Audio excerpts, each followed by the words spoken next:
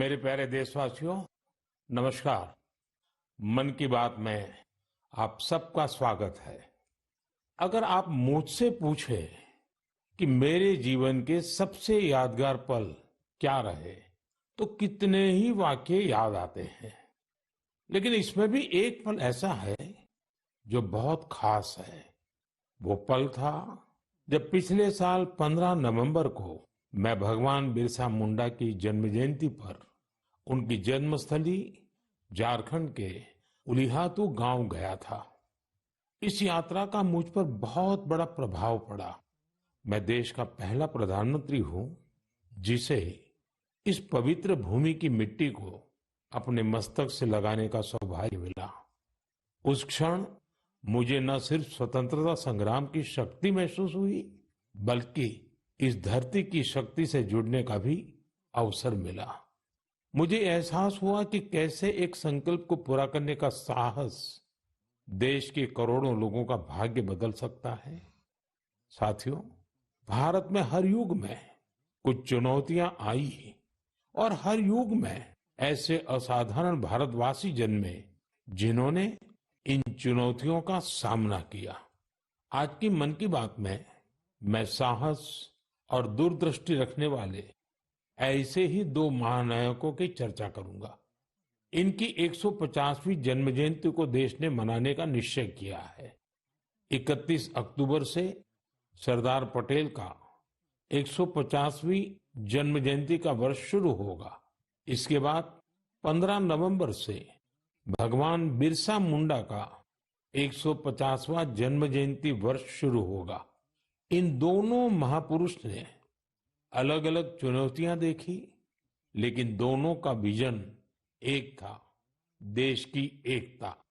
साथियों, बीते वर्षों में देश ने ऐसे महान नायक नायिकाओं की जन्म जयंतियों को नई ऊर्जा से मनाकर नई पीढ़ी को नई प्रेरणा दी है। आपको याद होगा, जब हमने महात्मा गांधी जी की 150वीं जन्म जयंती मनाई थी तो कितना कुछ खास हुआ था। न्यूयॉर्क के टाइम्स स्क्वायर से अफ्रीका के छोटे से गांव तक विश्व के लोगों ने भारत के सत्य और अहिंसा के संदेश को समझा, उसे फिर से जाना, उसे जिया। नौजवानों से बुजुर्गों तक, भारतीयों से विदेशियों तक, हर किसी ने गांधी जी के उपदेशों को नए संदर्भ में समझा, नई वैश्विक परिस्थितियों में उन्हें जाना। जब हमने स्वामी विवेकानंद जी की 150वीं जन्म जयंती मनाई तो देश के नौजवानों ने भारत की आध्यात्मिक और सांस्कृतिक शक्ति को नई परिभाषाओं में समझा। इन योजनाओं ने हमें ये एहसास दिलाया कि हमारे महापुरुष अतीत में खो नहीं जाते, बल्कि उनका जीवन हमारे वर्तमान को भविष्य का रास्ता दिखाता है। साथियों, सरकार ने भले इन महान विभूतियों की 150वीं जन्म जयंती को राष्ट्रीय स्तर पर मनाने का निर्णय लिया है, लेकिन आपकी सहभागिता ही इस अभियान में प्राण भरेगी, इसे जीवंत बनाएगी। मैं आप सभी से आग्रह करूंगा कि आप इस अभियान का हिस्सा बने। लौह पुरुष सरदार पटेल से जुड़े अपने विचार और कार्य #सरदार150 के साथ साझा करें और धरती आबा बिरसा मुंडा की प्रेरणाओं को #बिरसामुंडा150 के साथ दुनिया के सामने लाए।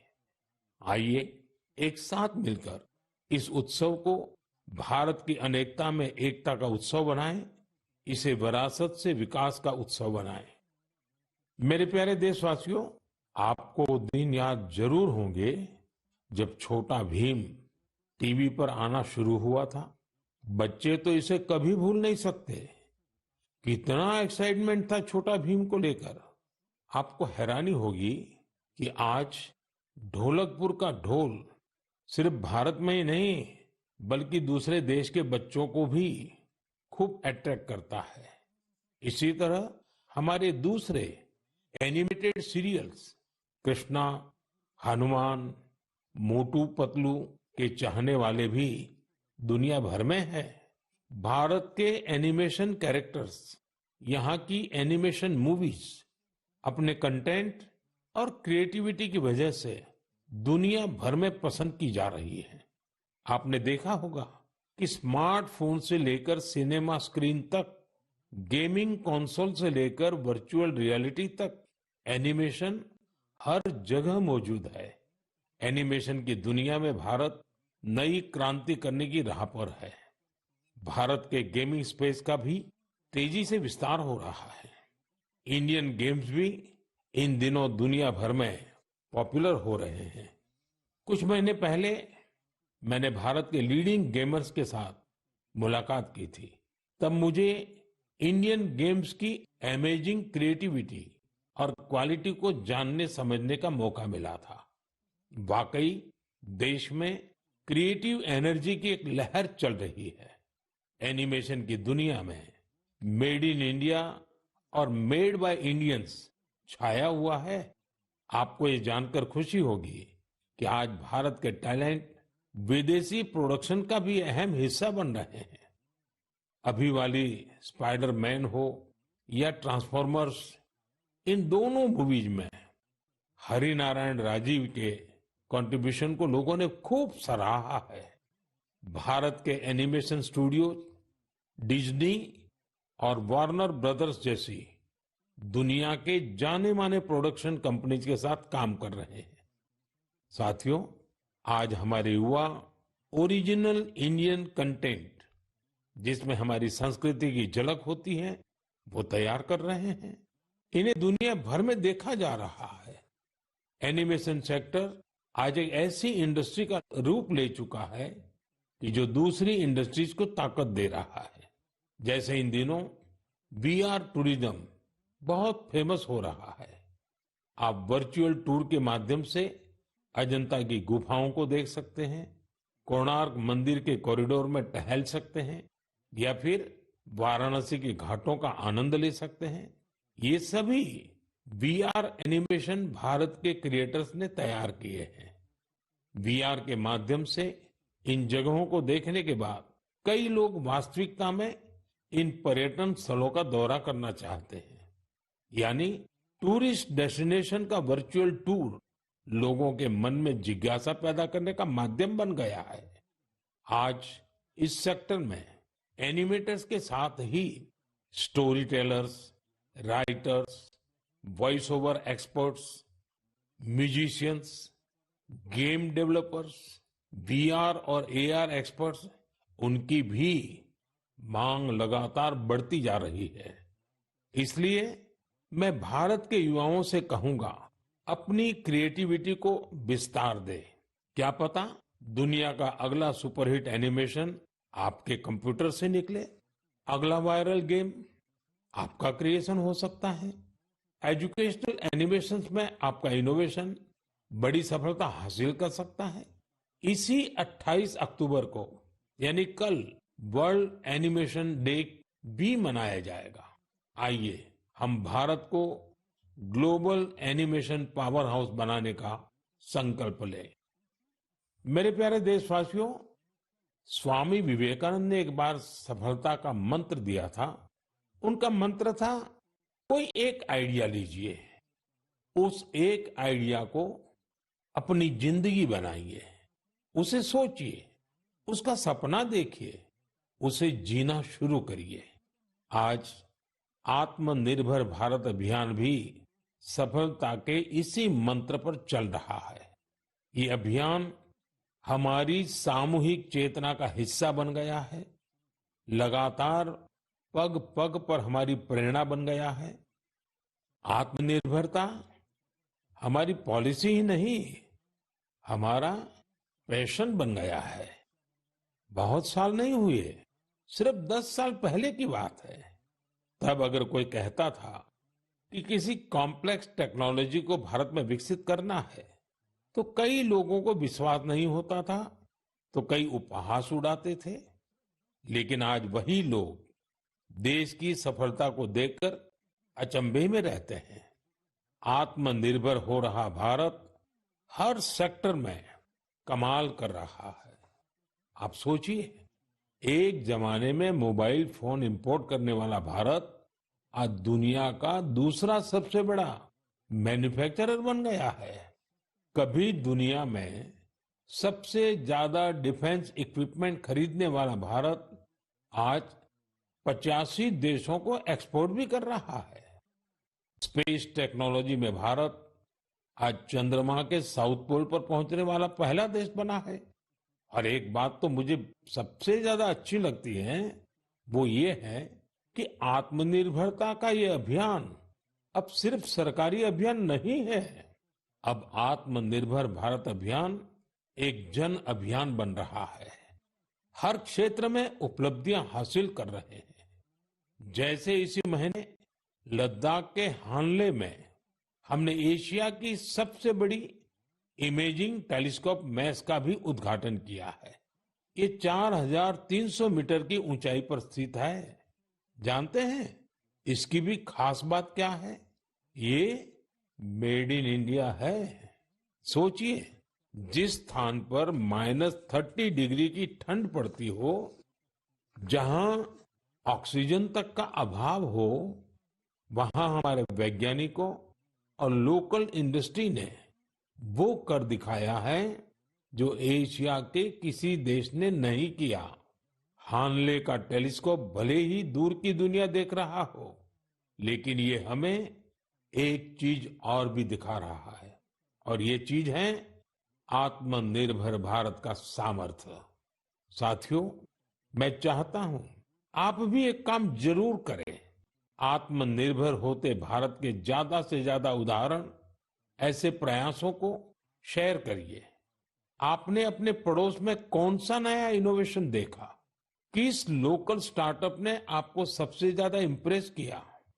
हैशटैग आत्मनिर्भर इनोवेशन के साथ सोशल मीडिया पर ये जानकारियां लिखिए और आत्मनिर्भर भारत का उत्सव मनाइए। त्योहारों के इस मौसम में तो हम सब आत्मनिर्भर भारत के इस अभियान को और मजबूत करते हैं। हम वोकल फॉर लोकल के मंत्र के साथ अपनी खरीदारी करते हैं। ये नया भारत है जहां इम्पॉसिबल सिर्फ एक चैलेंज है, जहां मेक इन इंडिया अब मेक फॉर द वर्ल्ड बन गया है, जहां हर नागरिक इनोवेटर है। एक अपॉर्चुनिटी है। हमें न सिर्फ भारत को आत्मनिर्भर बनाना है, बल्कि अपने देश को इनोवेशन के ग्लोबल पावर हाउस के रूप में मजबूत भी करना है। मेरे प्यारे देशवासियों, मैं आपको एक ऑडियो सुनाता हूं। Hello sir. नमस्ते सर। नमस्ते सर बोलिए सर। देखिए, ये जो आपने एफआईआर नंबर मुझे सेंड किया है, इस नंबर के खिलाफ 17 कंप्लेंट्स हमारे पास। आप ये नंबर यूज कर रहे हैं? मैंने नहीं यूज करता हूँ सर। अभी कहाँ से बात कर रहे हो? सर कर्नाटका सर, वो मगर में हूँ सर। ओके, इसके लिए आप अपनी स्टेट में रिकॉर्ड करवाइए ताकि ये नंबर ब्लॉक कर दिया जाए, फ्यूचर में आपको कोई प्रॉब्लम ना हो। Okay, yes sir. अभी मैं आपको कनेक्ट कर रहा हूँ, ये आपका इन्वेस्टिगेशन ऑफिसर है। आप अपनी स्टेट में रिकॉर्ड करवाइए ताकि ये नंबर ब्लॉक कर दिया जाए। Okay, yes sir, yes sir, yes sir. अब बताइएगा मैं किसके साथ बात कर रहा हूँ। अपना आधार कार्ड मुझे शो कीजिएगा वेरीफाई करने के लिए, बताइएगा। सर मेरे पास अभी नहीं है sir Aadhaar card sir, please sir. Phone आपके फोन में है? नहीं सर। फोन में आधार कार्ड की पिक्चर नहीं है आपके पास? नहीं सर। नंबर याद है आपको? सर नहीं है सर, नंबर भी याद नहीं है सर। हमने सिर्फ वेरीफाई करना है। ओके, वेरीफाई करने के लिए नहीं सर। आप डरिए ना, डरिए ना। अगर आपने कुछ नहीं किया तो आप डरिए ना। हाँ सर, हाँ सर। अगर आपके पास आधार कार्ड है तो मुझे दिखा दीजिए वेरीफाई करने। नहीं सर, नहीं सर, मैं गाँव का है तो सर, घर में है सर। Okay, coming. जय हिंद। इस व्यक्ति को वन साइड वीडियो का रिकॉर्ड करो as per the protocol. Okay, ये ऑडियो सिर्फ जानकारी के लिए नहीं, ये कोई मनोरंजन वाला ऑडियो नहीं है। एक गहरी चिंता को लेकर के ऑडियो आया है। आपने अभी जो बातचीत सुनी, वो डिजिटल अरेस्ट के फरेब की है। ये बातचीत एक पीड़ित और फ्रॉड करने वाले के बीच हुई है। डिजिटल अरेस्ट के फ्रॉड में फोन करने वाले कभी पुलिस, कभी सीबीआई, कभी नारकोटिक्स, कभी आरबीआई, ऐसे भांति भांति के लेबल लगाकर बनावटी अधिकारी बनकर बात करते हैं और बड़े कॉन्फिडेंस के साथ करते हैं। मुझे मन की बात के बहुत से श्रोताओं ने कहा कि इसकी चर्चा जरूर करनी चाहिए। आइए मैं आपको बताता हूं ये फ्रॉड करने वाली गैंग काम कैसे करती है, ये खतरनाक खेल क्या है। आपको भी समझना बहुत जरूरी है, औरों को भी समझाना उतना ही आवश्यक है। पहला दाव, आपकी व्यक्तिगत जानकारी, वो सब जुटा करके रखते हैं। आप पिछले महीने गोवा गए थे, है ना? आपकी बेटी दिल्ली में पढ़ती है ना? वे आपके बारे में इतनी जानकारी जुटा कर रखते हैं कि आप दंग रह जाएंगे। दूसरा दाव, भय का माहौल पैदा करो। वर्दी, सरकारी दफ्तर का सेटअप, कानूनी धाराएं, ये फोन पर बातों बातों में आप सोच भी नहीं पाएंगे। और फिर उनका तीसरा दाव शुरू होता है। तीसरा दाव, समय का दबाव।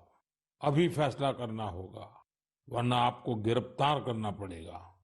ये लोग पीड़ित पर इतना मनोवैज्ञानिक दबाव बना देते हैं कि वो सहम जाता है।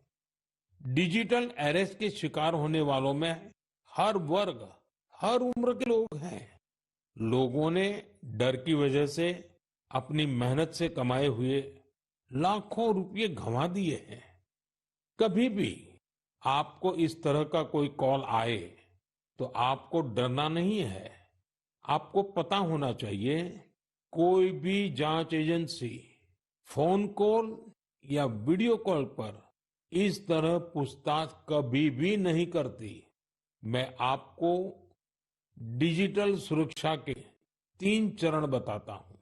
ये 3 चरण है, रुको, सोचो, एक्शन लो।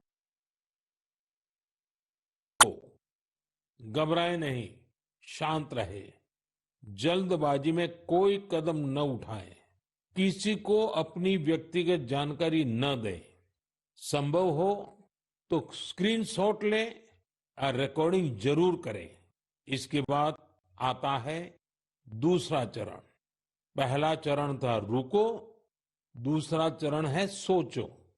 कोई भी सरकारी एजेंसी फोन पर ऐसे धमकी नहीं देती, न ही वीडियो कॉल पर पूछताछ करती है, न ही ऐसे पैसा की मांग करती है।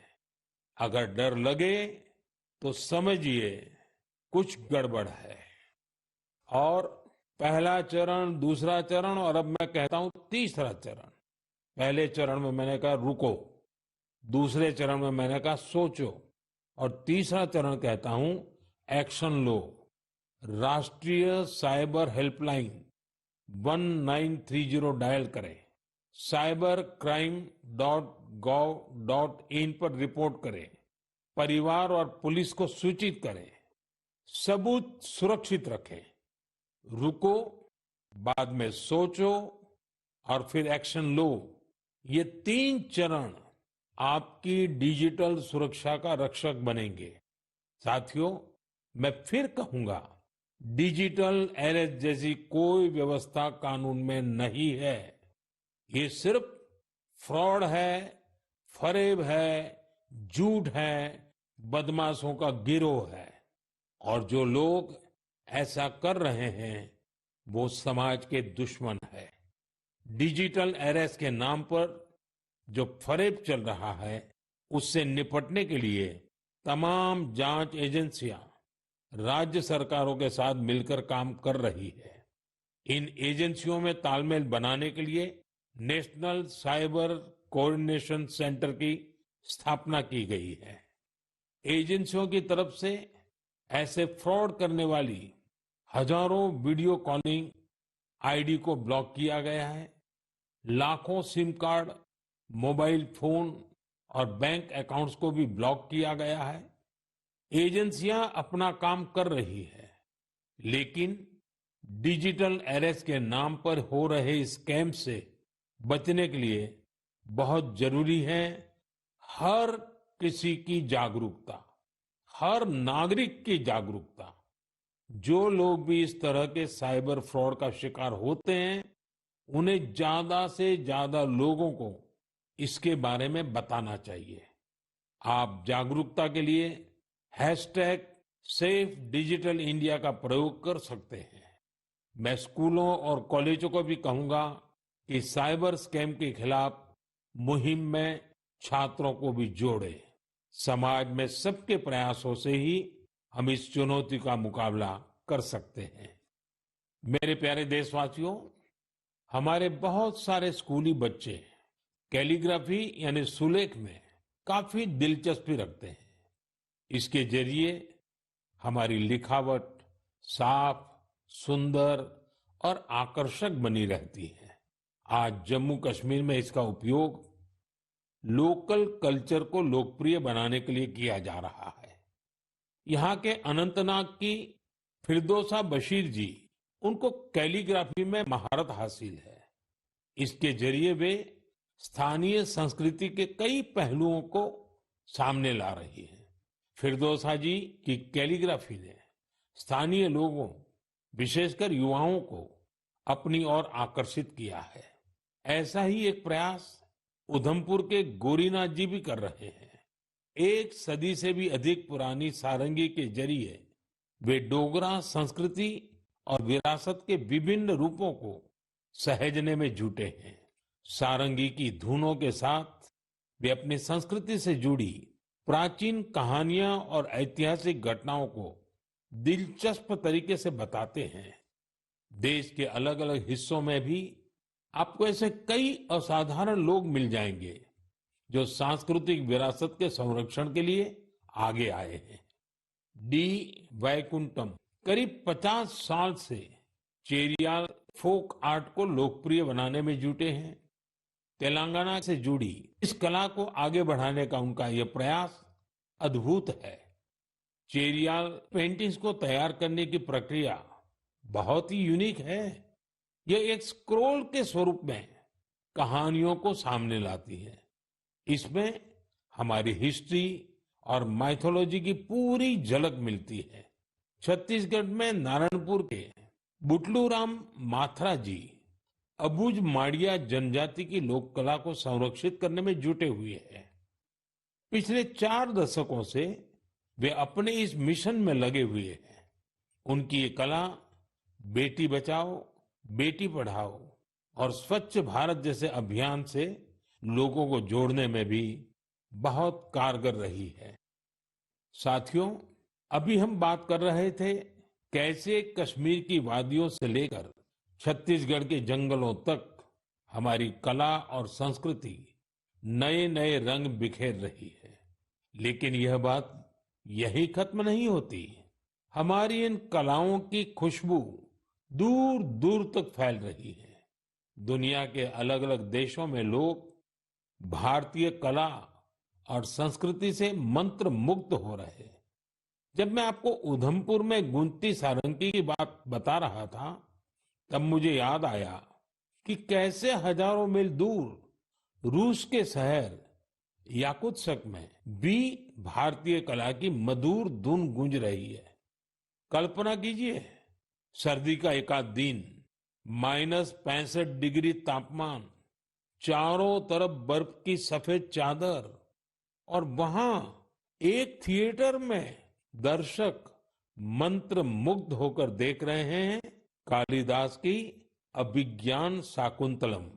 क्या आप सोच सकते हैं, दुनिया के सबसे ठंडे शहर याकुत्स्क में भारतीय साहित्य की गर्मजोशी? ये कल्पना नहीं, सच है। हम सबको गर्व और आनंद से भर देने वाला सच। साथियों, कुछ हफ्ते पहले मैं लाओस भी गया था। वो नवरात्रि का समय था और वहां मैंने कुछ अद्भुत देखा। स्थानीय कलाकार फलक फलम प्रस्तुत कर रहे थे, लाओस की रामायण। उनकी आंखों में वही भक्ति, उनके स्वर में वही समर्पण जो रामायण के प्रति हमारे मन में है। इसी तरह कुवैत में श्री अब्दुल्ला अल बारून ने रामायण और महाभारत का अरबी में अनुवाद किया है। ये कार्य मात्र अनुवाद नहीं, बल्कि दो महान संस्कृतियों के बीच एक सेतु है। उनका यह प्रयास अरब जगत में भारतीय साहित्य की नई समझ विकसित कर रहा है। पेरू से एक और प्रेरक उदाहरण है एर्लिंदा गार्सिया। वहां के युवाओं को भारतनाट्यम सिखा रही है और मारिया वाल्देस ओडिसी नृत्य का प्रशिक्षण दे रही है। इन कलाओं से प्रभावित होकर दक्षिण अमेरिका के कई देशों में भारतीय शास्त्रीय नृत्य की धूम मची हुई है। साथियों, विदेशी धरती पर भारत के ये उदाहरण दर्शाते हैं कि भारतीय संस्कृति की शक्ति कितनी अद्भुत है।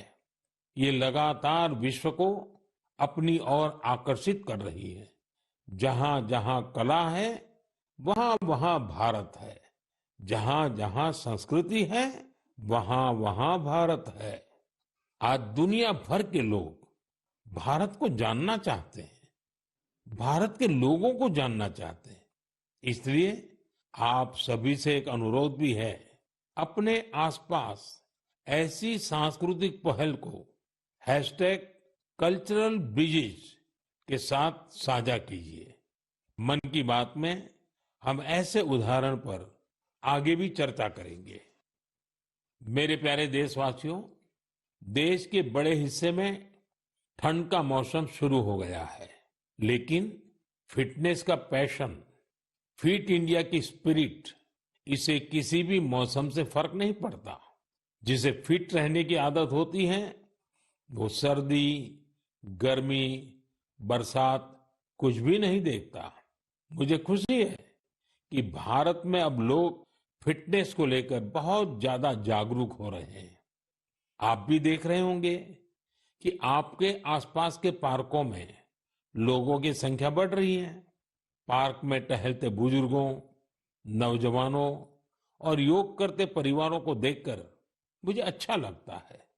मुझे याद है, जब मैं योग दिवस पर श्रीनगर में था, बारिश के बावजूद भी कितने ही लोग योग के लिए जुटे थे। अभी कुछ दिन पहले श्रीनगर में जो मैराथन हुई, उसमें भी मुझे फिट रहने का यही उत्साह दिखाई दिया। फिट इंडिया की ये भावना अब एक मास मूवमेंट बन रही है। साथियों, मुझे ये देखकर भी अच्छा लगता है कि हमारे स्कूल्स बच्चों की फिटनेस पर अब और ज्यादा ध्यान दे रहे हैं। फिट इंडिया स्कूल अवर्स भी एक अनोखी पहल है। स्कूल्स अपने फर्स्ट पीरियड का इस्तेमाल अलग अलग फिटनेस एक्टिविटीज के लिए कर रहे हैं। कितने ही स्कूलों में किसी दिन बच्चों को योग करवाया जाता है, कभी किसी दिन एरोबिक्स के सेशन होते हैं, तो एक दिन स्पोर्ट्स स्किल पर काम किया जाता है। किसी दिन खो खो और कबड्डी जैसे पारंपरिक खेल खिलाए जा रहे हैं और इसका असर भी बहुत शानदार है। अटेंडेंस अच्छी हो रही है, बच्चों का कंसंट्रेशन बढ़ रहा है और बच्चों को मजा भी आ रहा है। साथियों, मैं वेलनेस की ये ऊर्जा हर जगह देख रहा हूं। मन की बात के भी बहुत से श्रोताओं ने मुझे अपने अनुभव भेजे हैं। कुछ लोग तो बहुत ही रोचक प्रयोग कर रहे हैं। जैसे एक उदाहरण है फैमिली फिटनेस आवर का, यानी एक परिवार हर वीकेंड 1 घंटा फैमिली फिटनेस एक्टिविटी के लिए दे रहा है। एक और उदाहरण इंडिजीनियस गेम्स रिवाइवल का है, यानी कुछ परिवार अपने बच्चों को ट्रेडिशनल गेम सिखा रहे हैं, खिला रहे हैं। आप भी अपनी फिटनेस रूटीन के एक्सपीरियंस #फिट इंडिया के नाम सोशल मीडिया पर जरूर शेयर कीजिए। मैं देश के लोगों को एक जरूरी जानकारी भी देना चाहता हूं। इस बार 31 अक्टूबर को सरदार पटेल जी की जयंती के दिन ही दीपावली का पर्व भी है। हम हर साल 31 अक्टूबर को राष्ट्रीय एकता दिवस पर रन फॉर यूनिटी का आयोजन करते हैं। दीपावली की वजह से इस बार 29 अक्टूबर यानी मंगलवार को रन फॉर यूनिटी का आयोजन किया जाएगा। मेरा आग्रह है, ज्यादा से ज्यादा संख्या में इसमें हिस्सा लीजिए। देश की एकता के मंत्र के साथ ही फिटनेस के मंत्र को भी हर तरफ फैलाइए। मेरे प्यारे देशवासियों, मन की बात में इस बार इतना ही। आप अपने फीडबैक जरूर भेजते रहें। ये त्योहारों का समय है। मन की बात के श्रोताओं को धनतेरस, दिवाली, छठ पूजा, गुरु नानक जयंती और सभी पर्वों की बहुत बहुत शुभकामनाएं। आप सभी पूरे उत्साह के साथ त्योहार मनाएं, वोकल फॉर लोकल का मंत्र याद रखें। कोशिश करें कि त्योहारों के दौरान आपके घर में स्थानीय दुकानदारों से खरीदा गया सामान जरूर आए। एक बार फिर आप सभी को आने वाले पर्वों की बहुत बहुत बधाई। धन्यवाद।